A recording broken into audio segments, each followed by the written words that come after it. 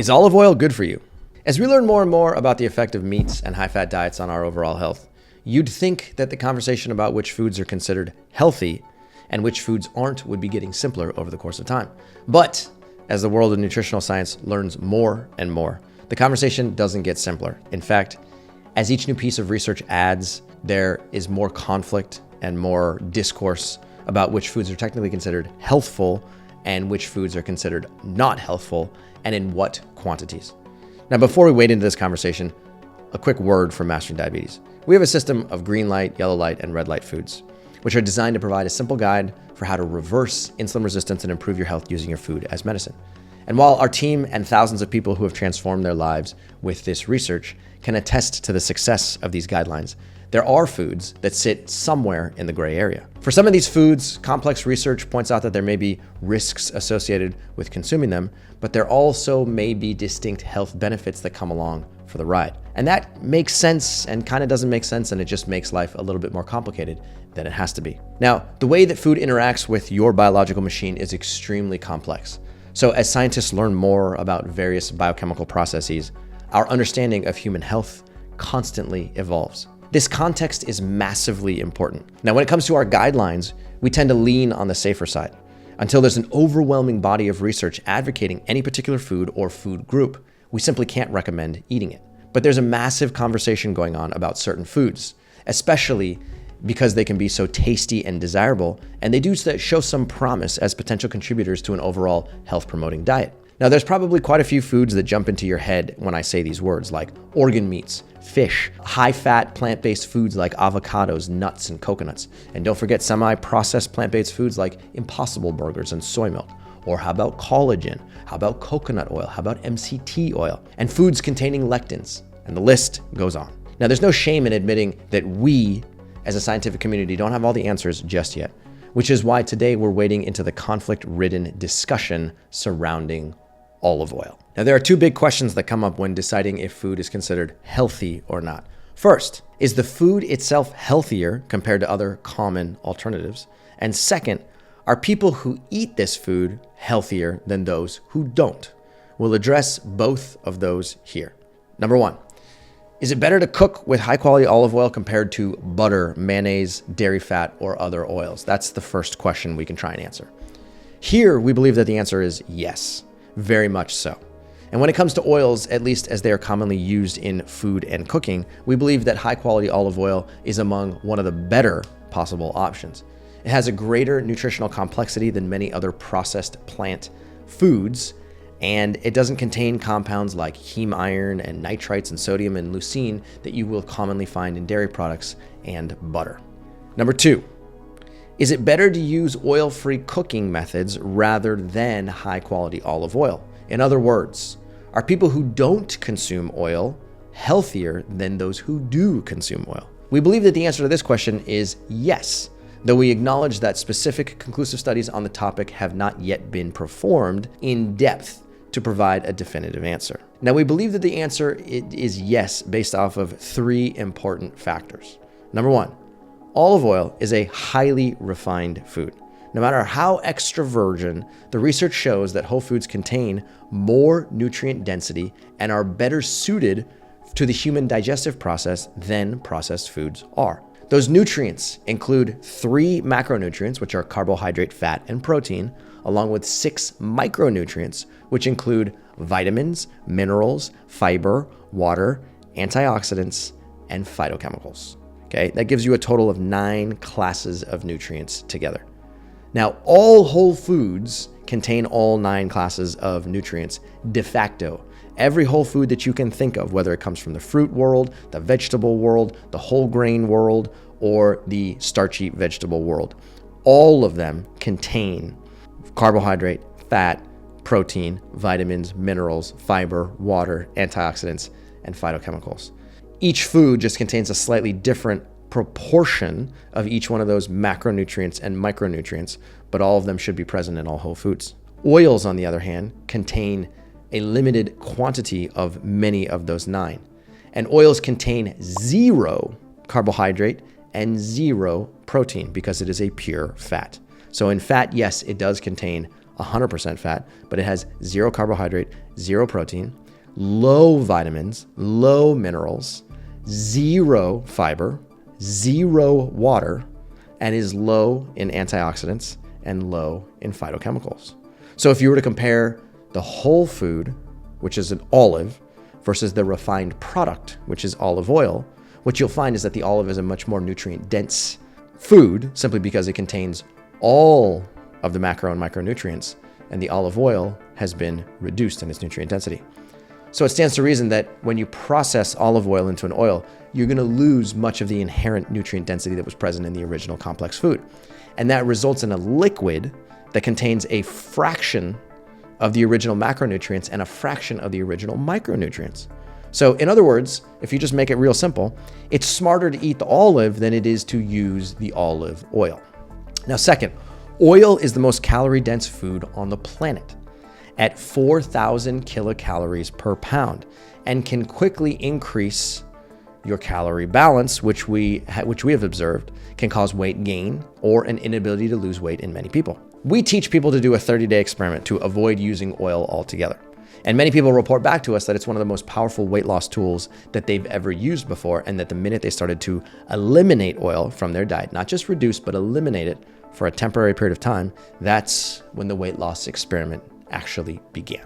Now, third, we've observed that olive oil, or oil in general, is a high-fat food that contributes temporarily to insulin resistance, which causes significant elevations in blood glucose and significantly increased insulin requirements in the hours following its consumption, from between 3 hours and 18 hours. This makes it particularly risky for people living with any form of diabetes or for people who experience blood glucose dysregulation. It's from this position that we'll be addressing the discussion on olive oil, while acknowledging the alternative viewpoints and gaps that exist in the research. Now, looking around at some of our contemporaries, this combination of hesitance and acceptance seems rather common. Many low-fat plant-based advocates use olive oil, acknowledging several caveats. Some people claim that some oils are certainly better than others and that olive oil is one of the more healthful choices in general. Others claim that eating whole food from which the olive oil was made is better than using the oil itself, and that is our position. Number three, some people say that the research around olive oil is just flat out confusing,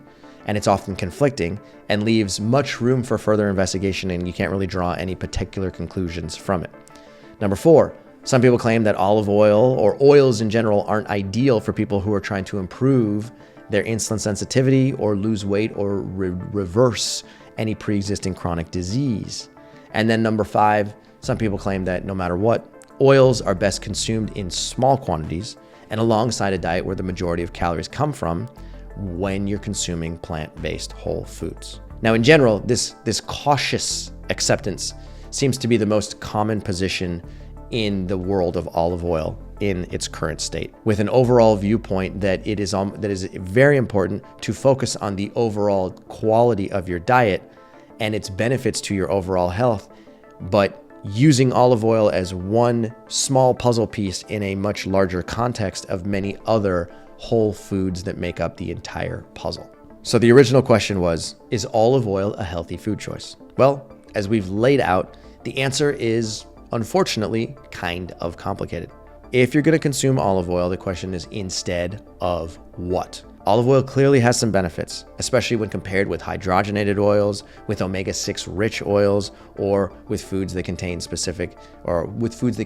high amounts of saturated fat that come predominantly from the animal-based world. But is it a better choice for your health than eating zero oil at all? Or would eliminating oil from your diet be a more healthful decision? For that question, the jury is still out. There are certainly extensive studies showing that olive oil is correlated with positive health outcomes, but these are attributed to the diet as a whole and not necessarily specifically to olive oil. We come from the position that if you are currently living with a pre-existing chronic disease, including obesity, cardiovascular disease, or diabetes, that you would be better off eliminating oil from your diet completely. And by doing so, you're going to significantly improve the function of your cardiovascular system. You'll significantly improve your insulin sensitivity, which will help you reverse the presence of insulin resistance, and you can significantly reduce your total calorie consumption, which is going to help you enter negative calorie balance and begin the weight loss process. Now, when we look at the Mediterranean diet, as we discussed earlier, It's solid proof that you can include olive oil in your diet and still reduce your risk of mortality while improving your overall health, and that's good news. But the Mediterranean diet is also rich in whole foods, and it draws the majority of its nutritive aspects from plant-based sources. So are you just quelling the negative effects of olive oil by eating mostly plant-based foods and eating small amounts of oil in general? Until we have more conclusive data that isolates the effect of olive oil independent of the other foods that are being consumed, we won't really know the answer to this question. And finally, within the context of people who are working to improve insulin sensitivity and reverse chronic diseases, is olive oil a healthy choice? Well, the answer to that is if you're trying to improve your insulin sensitivity, then we believe that it's better to reduce your total fat intake to 15% of your caloric intake or as low as 10% of your total caloric intake, regardless of whether some high-fat foods might also have some protective benefits and a position. What that means is that if your total fat content is between 10 and 15% on average, and there happens to be a small amount of olive oil in there, it's not the end of the world, but removing it is going to significantly accelerate the improvement in your metabolic health, which will then help in reversing the metabolic damage that created your chronic disease in the first place. And this is especially true when you're in the critical early stages of reversing many chronic conditions and potentially dealing with high blood glucose levels, high blood pressure, and high cholesterol levels, because all of those can be significantly impacted by the presence of any type of oil. Let's say you do this and you reverse insulin resistance completely. Could olive oil be a food that you can incorporate on special occasions, or could it be beneficial in small amounts when managed correctly alongside a healthful collection of foods? The answer is most likely, potentially. Again, there's still not enough data to be able to conclusively come to that conclusion because the scientists don't necessarily want to come to conclusions that aren't backed by an avalanche of science. But as more information and more data comes to light, we will be able to understand how olive oil can be incorporated into a diet, both in the insulin resistance reversal phase as well as afterwards. Now, with context in the Mastering Diabetes guidelines, we do know that olive oil is certainly not a green light food. Okay, it's incredibly calorie, it's dense, it's a pure fat, and that's not exactly what you want to be consuming when you're trying to actually improve your metabolic health. Now, could we make it a yellow light food? You know, it's just possible. And it's a food capable of being in your diet as long as it's very managed in small quantities. But we chose to put it in the red light category because the red light category is truly where it belongs, given that it is a highly refined food that can significantly increase your blood glucose, your blood pressure, and your cholesterol level simultaneously. Now, the Mastering Diabetes guidelines are excellent for your overall health, but they're specifically tailored to help you reverse the underlying cause of insulin resistance that causes the metabolic disturbances and the traffic jams that lead to insulin signaling defects. So we're going to keep it classified as a red light food. We're going to bolster our position to minimize or completely eliminate it. And especially if you're living with a chronic condition, then we recommend getting rid of it altogether. Now, more than anything else, we here at Mastering Diabetes understand that everybody is just a little bit different from the person next to them. I don't love making that statement, but it feels a little bit like a scapegoat for me. But the truth is that we are just enough different from one another that what one person may find beneficial for their health could be slightly different than the next person. Now, our guidelines are built off of understanding the latest research, over 800 scientific articles in our book, and it's custom tailored to help you reverse insulin resistance in a sustainable manner that's going to work in the short term and also stick with you in the long term. But for many people, there's a whole lifetime that awaits afterward, filled with potential exceptions and adaptations and pitfalls and temptations along the way. So that's why we have a team of coaches that are here to help you along the way in this process, because studies and science provide great insight into guidance into how to move forward. But when it comes to the specifics of how to actually implement this lifestyle into your diet and into your life, it can be pretty challenging. So if you're interested in reversing insulin resistance and learning how to integrate a low-fat, plant-based whole food diet and how to use that to transform your life, then there's a number of different ways that we can help. We have personalized group coaching, and we also have personalized one-on-one coaching. And if you're looking to take control of your diabetes health today with the guidance of your own personal diabetes expert in your pocket at all times, that's what we're here for. Along the way, we know you're going to improve your overall health in a significantly powerful way, and we're here to help be that guide to show you exactly what to eat, how to eat, and when to eat so that you can control your health with precision. We hope you enjoyed this video, and we will see you next time. This video was just a snippet of a much more in-depth discussion. Click on the link on the screen to check out the full-length episode. Now, the science behind health is overly complicated, unfortunately, but getting healthy doesn't have to be. Visit masteringdiabetes.org/start.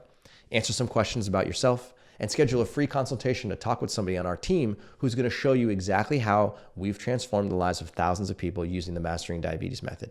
We have a limited number of spots available, and that's why it's imperative to find a good fit.